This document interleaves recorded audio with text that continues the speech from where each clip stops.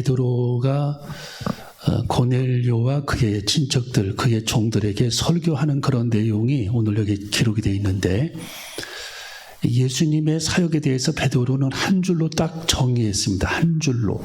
38절에 예수님의 그 사역은 이 베드로가 한 줄로 딱 정의를 했는데, 오늘 여기 성경에 보면은 하나님이 나사렛 예수에게 성령과 능력을 기름 붓듯 하셨음에 저가 두루 다니시며 착한 일을 행하시고 마귀에게 눌린 모든 자를 고치셨다. 그렇게 한 줄로 정의를 했습니다. 이 말씀을 우리가 함축해서 보면은 이 하나님께서 예수님에게 성령과 능력을 기름 붓듯 했다. 이 성령을 성경에 보면은 기름 부음에 대해서 이 말씀을 해주셨고, 기름은 성령을 상징하죠. 기름. 바람도 성령을 상징하지만 기름도 성령을 상징합니다. 또 구름도 성령을 상징하죠. 그래서 이 기름 부으심은 이 택함 받은 이 직분자들에게 하나님의 기름을 부으시는 거죠. 우리가 안수 집사 안수할 때도 이 기름 부으심의 기도를 하잖아요. 이 택함 받은 자들에게 하나님께서 제사장, 선지자, 왕에게 기름을 부을 때에 그 기름 붓는 예식을 말하는 겁니다. 그래서 하나님께서 우리 예수님에게 기름을 부으셨다라는 거예요. 이것은 하나님의 사역을 감당하기 위한 영역을 하나님께서 부어주신다라는 겁니다. 여러분, 하나님께서 우리들에게 직분을 주실 때에는 항상 그것을 감당할 수 있을 만큼의 하나님의 힘과 역량을 주시는 겁니다. 하나님께서 직분을 주실 때에는 그래요. 예.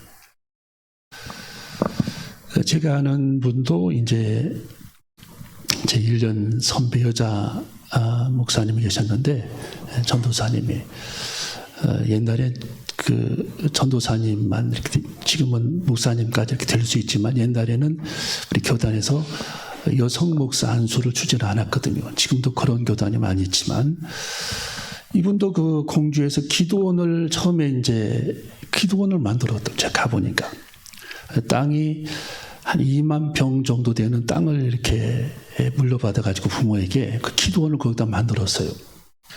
가보니까 공주에 아주 그 좋은 땅을 이렇게 사가지고 기도원을 만들었는데, 이분은 평범한 그냥 같이 우리가 공부했던 그런 분이었어요. 공부했던 그런 분. 근데 이제 기도원을 본인이 하면서 하나님께서 그분이 기도원을 운영할 만한 능력을 주시더라고요. 운영할 만한 능력을. 방언도 막 하게 하고, 방언 막 통변도 막 하게 하고. 평범했던 사람인데 하나님의 기름을 부어주시는 거예요. 그 일을 감당할 만한 기름을. 예. 여러분, 예수님의 제자들도 평범했던 그런 어부였거든요. 근데 하나님께서 그들에게 기름 부으심이 있으니까 그들이 어부였던 어부가 아니라 대사도로 그들이 성장하는 겁니다. 대사도로. 예, 엄청난 하나님의 능력과 하나님의 크신 지혜와 권능을 그들이 발휘하고 죽은 사람을 살려내기도 하고, 예, 하나님 앞에 환상도 보고, 또 오늘 여기 성경에 고넬료, 그 당시에 중대장, 파견된 이방인 로마의 중대장은 엄청난 그런 사실 지휘거든요. 그런 사람들이 베드로 앞에 엎드려 절을 하면서 하나님의 말씀을 듣고자 했을 때에 하나님의 말씀을 영적 권위를 가지고 증거하면서 그들에게 하나님의 말씀을 전하는 광경을 여러분 보세요. 하나님께서 얼마나 그들에게 영적 권위와 능력을 허락해 주셨는지. 이스라엘 보통 시민들은 우러러봐야 될 그런 로마의 장교입니다. 예. 앞에 가서 말도 못 꺼내는 겁니다. 근데 그 로마의 장교 고넬료가 베드로 앞에 엎드려 절을 하면서 하나님의 말씀을 듣고자 했다라는 겁니다. 여러분, 하나님께서 그렇게 기름 부으심을 허락해 주시는 것입니다. 우리도 하나님의 기름 부으심을 사모해야 할 줄로 믿습니다. 하나님 제게도 기름 부어 주시옵소서. 지혜의 기름을 부어 주시옵소서. 영적 권위의 기름을 부어 주시옵소서. 하나님의 능력의 기름을 부어 주시옵소서. 하나님의 저를 사용하여 주시옵소서. 하나님이 크게 하나님의 영적 권세를 저에게 허락하시옵소서. 그런 기름 부으심을 우리도 사모하는 우리 모두가 되어줘야 할 줄로 믿습니다. 이렇게 하나님께서 예수님에게 기름을 부어주셨다. 오늘 여기 성경에 보면은 하나님의 나사렛 예수에게 성령과 능력을 기름 붓듯 하셨음에, 두 번째로 저가 두루 다니시며 착한 일을 행하시고. 어떤 일을 행하셨다고요? 착한 일을 행하셨다. 세 가지입니다. 하나님의 복음 전파, 위로의 사역, 치유의 사역. 예수님은 어느 곳에 가든지 하나님의 복음을 전파하셨습니다. 오늘부터 우리 4월 첫 주부터 전도하기로 했죠. 뭐 거창한 건 아니지만 물티슈 그냥 한 5분, 10분, 15분 나눠주는 시간입니다. 시간 되는 분, 또 마음이 감동이 오는 분은 꼭 동참해야 합니다. 또 가고 싶은 분은 가셔도 됩니다. 전도부장님은 우리 백원 집사님의 인솔하에 우리가 잠깐 나가서 예배 후에 잠깐 나가서 우리 물티슈를 전달하는 시간을, 한 생명이라도 우리는 그들에게 복음을 전해야 합니다. 아멘. 여러분, 예수님은 평생 복음을 전하셨습니다. 짧은 그런 생애지만 여러분, 예수님의 제자들은 순교하기까지 그들은 복음을 전하셨습니다. 여러분, 사도 바울은 1차, 2차, 3차 전도여행을 다니면서 유럽을 헤집고 다니면서 소아시아, 터키를 헤집고 다니면서 하나님의 복음을 그가 전파했습니다. 지금 여기 베드로도 고넬료에게 하나님의 복음을 짤막하게 전하는 겁니다. 예수님을 하나님께서 물부터 기름을 부으셨다. 그분은 착한 일을 행하셨다. 마귀에게 눌린 자들을 해방시켜 주셨다 하면서 그에게 복음을 전하셨고, 그 다음 구절에 보면은 39절에 예수님은 나무에 달리사 우리들의 모든 죄의 문제를 해결해 주셨고, 그분은 부활하심으로 말미암아 우리들에게 영원한 천국의 비전을 허락해 주셨다. 그 짧은 내용이지만 성경을 한마디로 해석하는 그 하나님의 권세 있는 말씀을 그는 증거했다라는 겁니다. 여러분, 예수님의 십자가 사건은, 예수님의 부활 사건은 우리 인생의 가장 중요한 사건인데, 그 말씀을 전하기 이전에 이 베드로는 고넬료에게 우리 예수님의 사역 중에 한 가지는 착한 일을 행하셨다라는 거예요. 그게 뭐냐? 하나님의 복음을 전하셨고 위로의 사역을 하셨고 병든 자들을 치유하신 착한 일을 그분은 행하셨다라고 말씀해 주셨습니다. 여러분, 예수님은 말씀만 전하신 것이 아닙니다. 항상 위로 사역을 했어요. 위로 사역. 위로자가 되어줘야 할 줄로 믿습니다. 여러분, 사람들은 위로받으려고 하는 사람 있잖아요. 가서 다 위로받으려고 그렇게 앉아있어요. 위로받으려고. 그것은 위로받는 것도 물론 중요한데, 위로받는 사람은 영적으로 많이 지금 어린아이 같다라는 것. 어린아이. 신앙생활을 5년, 10년, 20년, 40년을 해도 다 위로받으려는 사람이 있어요. 인간의 그게 본성이기도 합니다. 영적인 어린아이죠. 영적인 어린아이. 여러분, 우리는 위로받는 것도 물론 필요하지만 위로할 수 있는 역량을 우리는 가져야 합니다. 위로자가 되어야 합니다. 큰 역량, 품을 수 있는 그런 역량, 상대방 이야기를 들을 수 있는 믿음의 역량, 인격의 크기, 마음의 크기를 가지고 감싸고 품고 위로할 수 있는 그런 역량을 우리는 가져야 할 줄로 믿습니다. 이것이 필요한 겁니다. 여러분, 사람은 다 누구든지 위로받으려고 합니다. 그래서 우리는 80, 90이 되면은요, 다시 어린아이로 돌아가는 거예요. 어린아이. 그래서 위로받기를 원합니다. 다시 어린아이로 돌아가는 거예요. 다시 어린아이. 애기 모드로 애기 모드. 걸음걸이도 애기, 음식 먹는 것도 애기입니다. 말도 애기처럼 합니다. 그때는 위로해줘야 됩니다. 또 우리의 위로가 필요합니다. 누군가는 그를 위로해줘야 됩니다. 그를 보듬어야 합니다. 안아줘야 합니다. 누가? 그 일을 감당해야 합니까? 하나님이 나를 보내시면 그 일을 내가 감당해야 하고, 하나님이 그런 자를 내게 붙여주셨으면 내가 그 일을 감당해야 합니다. 우리들이 옆에 있는, 정말 우리들이 돌봐야 될 아벨이 내 곁에 있는지를 살펴봐야 합니다. 하나님이 가인을 세울 때에 네 아우 아벨을 돌봐주라고 세우는데 오히려 그를 핍박을 했습니다. 우리 주변에 있는 아벨, 내게 가까이에 있는 아벨을 우리들이 보살펴야 합니다. 하나님, 제 주변에 아벨이 누굽니까? 라고 기도하면서 우리는 그 아벨을 찾아서 품고 그들을 위로해야 할 줄로 믿습니다. 여러분, 위로할 사람이 많아요. 예. 다 만나보면 위로받을 자들이 많아요. 또 위로해줘야 합니다. 들어줘야 합니다. 보듬고 감싸줘야 합니다. 들어주는 것만 해도 위로가 되는 겁니다. 그들이 하소연을 품어주는 것을 하나님은 기다리십니다. 그들을 품고 손을 붙잡고 기도해줘야 합니다. 그리고 최종적으로 그들의 마음을 하나님 말씀으로 치료해줘야 합니다. 이것이 우리들이 해야 될 몫이고 하나님께서 우리들을 파송하는 목적입니다. 그래서 우리는 있는 처소에서 하나님이 나를 이곳에 선교사로 보내셨기에 우리는 그런 일들을 감당해 내야 합니다. 여러분, 선교사하면 꼭 외국에만 가야 선교사가 아닙니다. 내가 가는 곳이 선교 세계입니다. 내가 머물러 있는 장소가 선교 세계입니다. 이 동네, 우리 근처 내 주변에 있는 사람, 내가 만나는 사람에서 내가 빛을 발하는 선교사가 되기를 원합니다. 하나님 앞에 그렇게 기도하면서 우리는 그들을 위로하는 위로자가 되어줘야 합니다. 여러분, 하나님은 천사를 통해서 엘리야를 위로했어요. 그는 선지자였지만 그는 지금 엄청난 그런 고난을 겪고 있습니다. 벽에 부딪혀 시리에 빠져 있습니다. 육체에 힘이 없어 그는 낙심하고 있습니다. 삶의 돌파구를 발견하지 못한 채 그는 로뎀 나무 아래 밑에서 그는 힘들어하면서 하나님 앞에 이제 제 생명을 거두어 주시옵소서라고 하나님 앞에 기도하는 지경까지 이르렀다라는 거예요. 여러분, 우리는 성장했다 할지라도 때때로 그렇게 고통을 당할 때가 있습니다. 내가 하나님 앞에 많은 믿음을 가지고 주님 앞에 헌신하고 충성하고 영적으로 많이 성장한 우리들도 그런 고난과 역경을 만날 수 있습니다.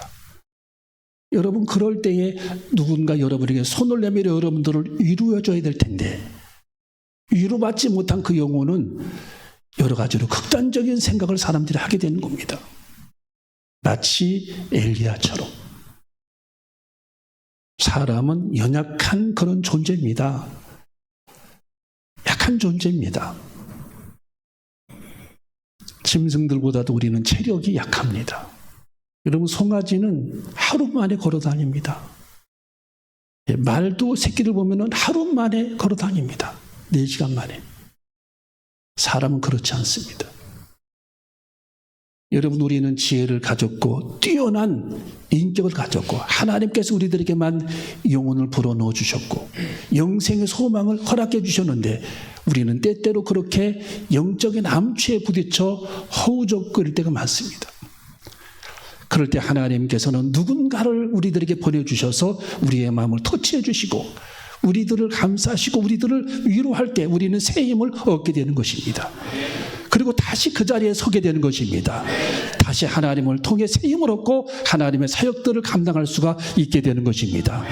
여러분, 우리는 친히 위로자가 되어줘야 할 줄로 믿습니다. 하나님, 제게 위로자가 되게 하시옵소서. 위로의 사명을 감당케 하시옵소서. 위로의 사역을 하나님 감당케 하여 주시옵소서. 하나님, 예수님처럼 위로자가 되기를 원합니다. 여러분, 예수님은 가는 곳곳마다 사람들을 위로하셨습니다. 삭개오를 위로하셨습니다. 병든 자들을 주님은 위로하셨습니다. 낙심한 자들의 손을 붙잡아 주셨습니다. 예. 눈이 안 보이는 소경을 예수님의 제자들이 다 그들을 내어 쫓을 때에도 우리 예수님은 내버려둬라 하시면서 바디모의 눈을 우리 주님은 열어주셨습니다. 우리 주님은 위로자가 되셨습니다. 여러분, 위로자가 되시기를 주님의 이름으로 축원합니다. 자, 그래서 오늘 이게 성경 38절을 읽어봅니다. 다시 38절 시작.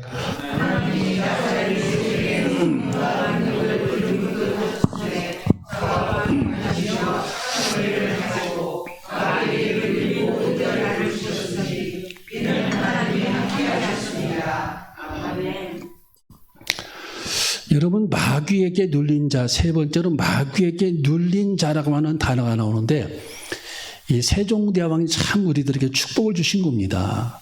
눌린 자라고 하는 단어는 딱 세 자잖아요. 눌린 자. 예. 근데 영어 성경에는 눌린 자라고 하는 단어가 굉장히 길게 나와 있어요.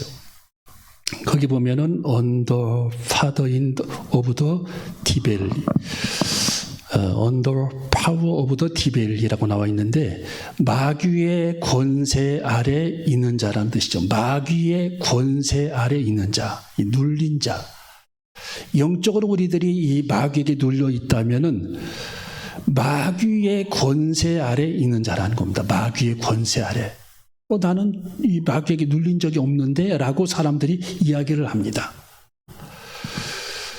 여러분, 마귀에게 눌린 자라고 하는 이 책에 보면은 이 사단은 사람을 마음을 짓누른다라는 거예요. 첫째, 뭘로 사람의 마음을 짓누르느냐 하면은 부정적인 생각으로 사람의 마음을 누른다라는 거예요. 부정적인 생각. 여러분이 가시를 떼어가지고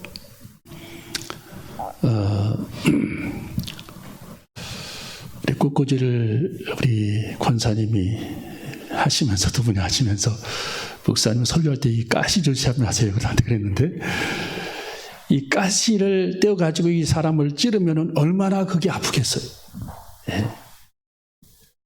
여러분, 마귀에게 사람의 마음이 눌려버리면, 찔리면 어떤 현상이 나타나냐면 부정적인 사람이 된대요. 부정적인 사람. 이 부정적인 사람 옆에 있으면은요, 그 사람 옆에 있는 사람은 평생 지옥에서 사는 거예요. 지옥에서. 눈만 뜨면 부정적인 얘기를 하고 부정적인 언사를 내뱉는 겁니다. 그러면 그 옆에 있는 사람은 어떨까요? 이 사람이 부정적이니까 옆 사람은 그걸 들어야 하고, 옆 사람은 그것을 부정적인 말을 듣고 기분이 나빠도 그것을 받아들이는 경우들이 많습니다. 기분이 나빠도 그걸 결국엔 받아들이는 경우들이 많아요. 불평은 전염이 되기 때문입니다. 전염. 이 전염병과 같은 게 불평이에요. 그래서 여러분이 이 사회생활을 한번 하는 거 보세요. 불평하는 사람 옆에 있으면은요, 그게 전염이 됩니다. 막 퍼뜨리면은 그게 아니라고 해도 나중에는 거기에 설득을 당해가지고 결국에는 본인이 거기에 은혜를 받는 거야. 마귀의 은혜. 예. 12명의 정탐구 중에 10명의 정탐군이 결국은 퍼뜨렸잖아요. 200만 명 다 시험 들게 했잖아요. 이게 뭡니까? 부정적인 말이 결국은 사람들을 오염을 시켰다는, 전염을 시켰다. 말은 전염을 시킨 겁니다. 전염. 그래서 우리들은 부정적인 생각이 마음에 확 일어날 때 이것을 짓누르고, 주님, 이 사단이 주는 부정적인 생각을 주님 내어 쫓아주시옵소서. 우리는 하나님 앞에 그렇게 기도해야 할 줄로 믿습니다. 내어 쫓아주시옵소서. 사단이 제 마음을 좀 누르고 있네요 라고 생각하면 딱 정답입니다.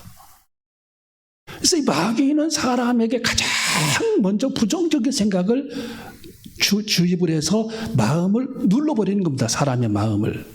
예, NIV 성경에는 On the power of the devil이라고 나와 있어요.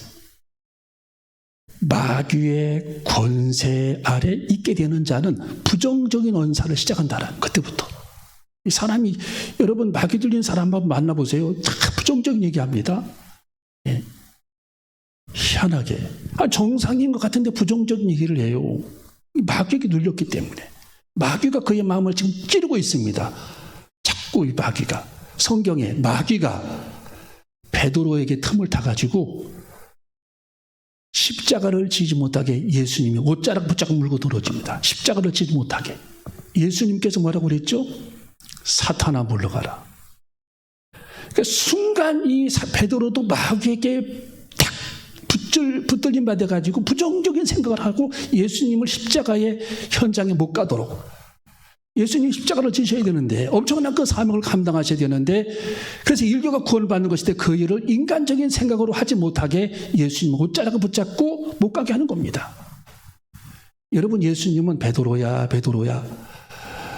참 고맙다 그렇게 말씀하지 않았어요. 사탄이로, 사탄. 너는 지금 사탄의 틈을 허용한 거다라는 거예요. 사탄이 되게 틈탔기 때문이라는 겁니다. 여러분, 가룟 유다가 예수님을 팔 때도 성경에 보면은 사탄이 나오잖아요. 사탄, 왜 거기에 사탄이 나옵니까? 사탄이 가룟 유다의 마음속에 들어가니 나오라, 성경에.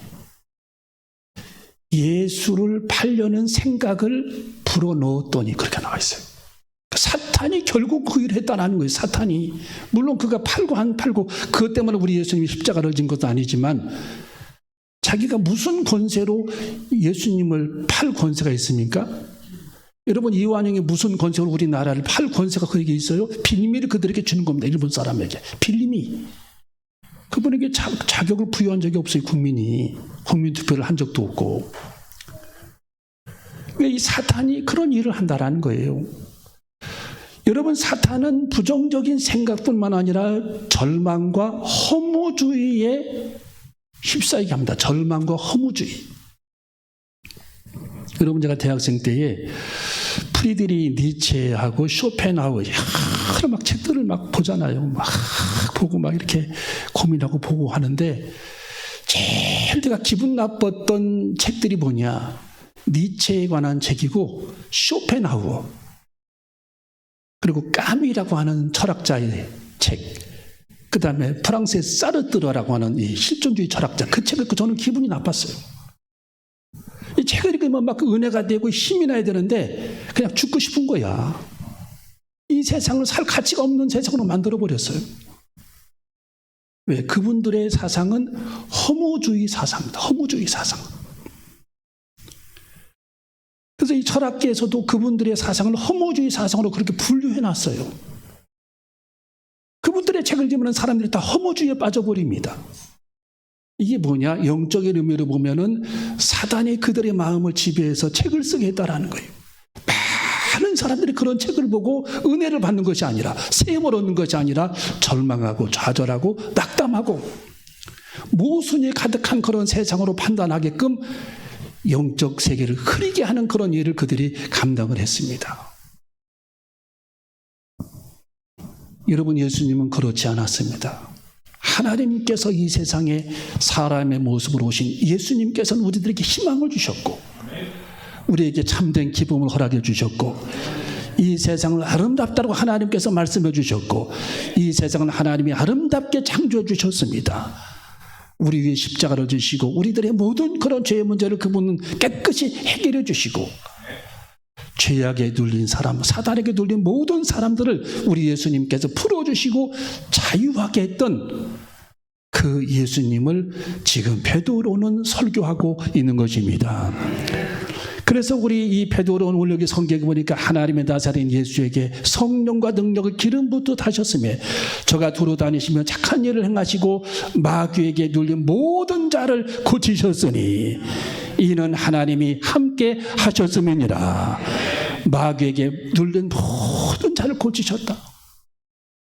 그래서 우리 예수님은 처음부터 끝까지 다 소망입니다. 우리 예수님 말씀은 처음부터 끝까지 다 소망이요, 기쁨이요, 은혜요, 은총이요, 구속이요, 하나님의 세계의 소망이요, 영원한 천국의 부활이요, 생명이요, 축복의 근원자인 우리 예수님은 우리들에게 새 생명을 주시기 위해 하나님의 복음을 그분은 전하셨던 것입니다. 그래서 우리 예수님은 그렇게 이 세상에 살면서 마귀에게 눌린 모든 자들을 우리 주님은 치료해 주셨다라는 겁니다. 절망에, 불안에, 정죄감에, 각종 약물에 모든 인간관계를 파탄으로 몰고 가는 모든 사람들의 그 영적인 눌린 자, 마귀에게 눌린 사람들을 우리 주님은 다 해방시켜 주시고 그들을 풀어주시고 그들의 매인 모든 사슬을 우리 주님이 끊어주심으로 말미암아 그들에게 새 생명을 허락해 주셨던 우리 예수 그리스도의 축복된 하나님의 말씀을 통해서 이 고넬료의 온 가문이 그의 종들이 그의 식솔들이 다 구원받는 그런 구원의 역사가 나타나게 된 줄로 믿습니다. 여러분, 우리도 오늘 여기 본문 말씀, 주님 제가 눌려있는 부분이 있습니까? 제 마음 한구석에 눌린 부분이 있습니까? 제가 용서하지 않은 부분이 있습니까? 영적인 강팍함이 있습니까? 마음이 완고함이 있습니까? 하나님, 이 사단의 가시를 뽑아내어 주시옵소서. 이 사단의 가시를 하나님께서 뽑아내어 주시옵소서. 자유함을 얻게 하시옵소서. 참된 기쁨을 누리게 하시옵소서. 영적인 참된 그런 해방감을 가지고 하나님을 주시는 기쁨을 누린 제 인생을 살아갈 수 있도록 은혜를 내려주시옵소서. 우리 예수님께서 부활하셔서 제자들에게 오셔서 문을 걸어잠고 지금 두려워 떨고 있는 예수님의 제자들에게 내가 너희들에게 평안을 주노라고 주님이 말씀해 주셨습니다. 그들은 지금 눌려 있었습니다. 그들은 좀 두려워하고 있습니다. 우리 주님이 부활하신 것도 그들이 알았지만 그들은 두려워하고 있었습니다. 주님이 정말 부활하셨나? 주님이 정말 살아나셨어? 2번, 3번 주님이 나타나셨을 때 그들은 그 두려움이 다 사라지고 이 세상에 오신 예수님은 참된 하나님이시요 인간의 모습으로 십자가를 지시고 우리들의 모든 죄를 다 사해 주시고 부활하신 우리 예수님은 참된 부활의 전능자시고 온 인류에게 소망을 주시는 참된 하나님이셨음을 그들은 비로소 깨닫고 복음을 들고 그들은 나가게 되는 겁니다. 그들의 마음속의 의심의 안개는 다 지금 사라져버렸습니다. 조그마한 의심. 도마는 예수님께서 부활하셔서 옆에 계셔도 그는 의심했습니다. 정말 주님이 부활하셨나? 예수님이 그의 마음을 아시고 내 손등을 만져보아라. 내 못자국을 만져보아라. 내 옆구리에 손을 넣어보아라. 창자국. 여러분, 도마는 예수님의 손등에 못자국을 만져보고 예수님의 옆구리에 손을 넣어보고 그는 그의 마음속에 의심이 가득했던 그런 의심이 다 사라지고 흐릿흐릿한 그런 영적인 안개가 다 사라져버려서 그는 뚜렷하게 그의 인생을 주님께 헌신하기로 결단하고 그는 인도에 가서 하나님의 복음을 전하다가 순교자의 길을 선택했던 겁니다. 여러분, 우리들의 마음속에 이런 의심의 안개가 다 사라져 하나님의 성령의 기름 부으심이 물 붓듯이 여러분에게 부어지는 축복을 경험하는 저와 여러분이 되시기를 주님의 이름으로 축원합니다. 기도하시겠습니다.